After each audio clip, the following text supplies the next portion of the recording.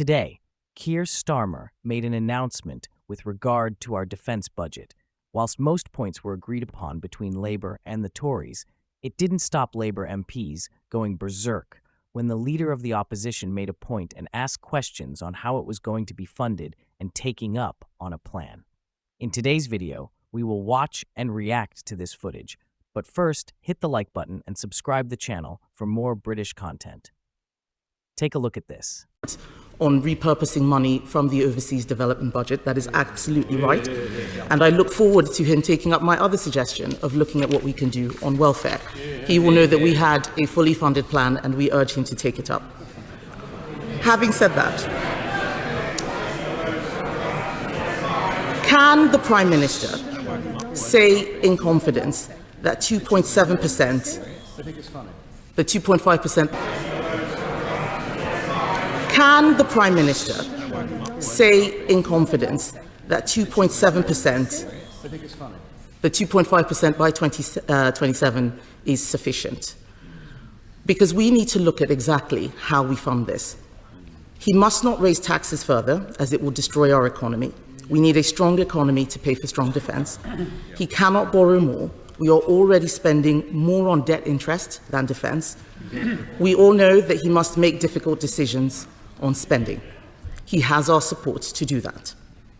In his statement, the Prime Minister also told us about his new value for money defence reform and efficiency plan. Does he agree that the first thing that must be looked at is spending billions of taxpayer money leasing back a defence base on Diego Garcia that we currently own? Why is the Prime Minister still pursuing this deal? Earlier today, I made a speech about the realism that should drive our foreign policy. As part of this, the Prime Minister must scrap his disastrous plan to surrender the Chagos Islands and have British taxpayers pay for the privilege. The key difference between those of us on this side of the House and the Labour Party is that we know we need a strong economy for defence. We need a serious plan to get the British economy growing again. We do not have that with the latest budget from the Chancellor. So can the Prime Minister tell us if there is going to be a fiscal event this spring, even though his government is committed to only one fiscal event a year? In summary, Mr. Speaker, the Prime Minister made 4 points. I agree with him that NATO is a bedrock of our security, as I said this morning. And I agree that the US is our most important bilateral relationship. But friends tell each other when they disagree. We agree on this issue. We know that Ukraine must be supported, and I shared the concerns the Prime Minister had about statements that had been made about President Zelensky. I agree with the Prime Minister on protecting security in Europe. I welcome his continuing to strengthen alliances. But we must do that through NATO, building on the Joint Expeditionary Force approach. And we, of course, agree that we need peace with Ukraine, agreed. I don't necessarily agree with his change in the national security posture because we have different views on this. I am a conservative realist, not a progressive internationalist. But I want him to know that when he does the right thing, we will work with him in the national interest. Prime Minister. Can I first thank her for her support in relation to today's announcement and her support on Ukraine.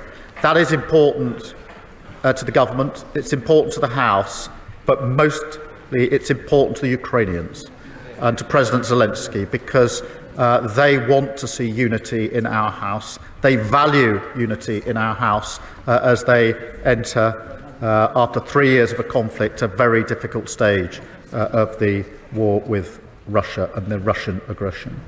And I hope and I believe we can maintain that unity in relation to Ukraine. We have for 3 years, and I'm very proud that this House has done that, notwithstanding a change of government for 3 long years. We will continue to do so. She asked about the money on defence and security and intelligence. There was new money at the budget in relation to that, but what I'm doing here is in addition to the 2.5%, which is the increase in defence spend as it's always been understood, is to recognise that the nature of the threats to our country are different now and that the security and intelligence services play a key part for us and for our allies in our defence, and that takes the total to 2.6. She asked me if we're going to tax to pay for the 2.5%. Or to borrow to pay for the 2.5%? The answer to that is no, which is why I've set out precisely pound for pound how we will pay for it today. That has meant a very difficult decision on overseas development, a very difficult decision, and not a decision that I wanted to take or that I'm happy to take. But it is important that we explain where the money will come from in terms and explain where it's coming from today. And I was only ever going to come to the House with a plan, with a timeline in it, a percentage in it, and an answer to the question, how are you going to pay for it? I would not have come to the House with a fanciful plan. And she says they had a plan. She says, of course we did. I've views on it, but the Institute of Government said of their pledge for 2.5% by 2030, Institute for Government, it does not add up, it's not a serious plan. The Institute for Fiscal Studies called it misleading and opaque. I'm not giving my view, I'm giving the view of other bodies having looked at the plan that they put forward.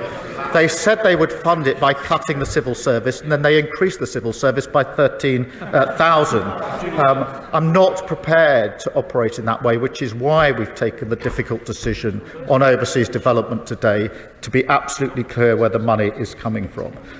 In relation to the final point about the approach that we take here and whether there's a difference between us, I hope not. Because what I set out was NATO first as the bedrock of our security. I hope that that is common ground, whatever we may call our respective positions. I also set out that we must not choose between the US and our European allies. That is what I fundamentally believe, and I will resist that choice. I hope that that is common ground between us, notwithstanding the language that she uses, because that is important, not for the exchanges over this dispatch box, but the future defence and security of our country and of Europe. Thank you. What are your thoughts on this? Let me know in the comments below, and make sure you do like and subscribe to the channel for more British content.